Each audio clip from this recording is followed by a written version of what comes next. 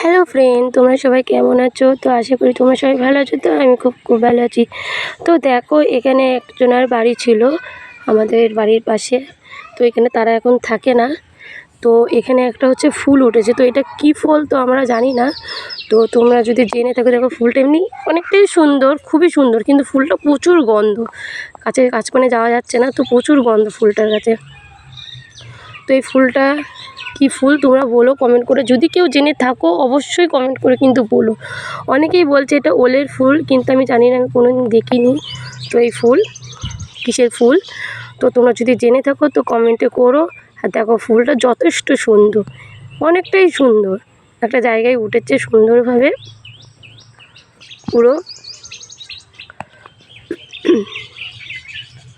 এতটা পরিমাণে সুন্দর তার ঠিক না, প্রচণ্ড মাছি ভনভন করছে, প্রচণ্ড গন্ধ ফুলটার থেকে।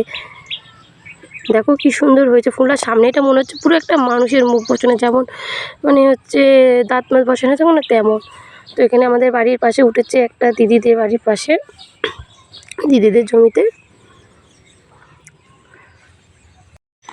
ফুলটা ভালো লাগলে লাইক কমেন্ট শেয়ার করে দিও।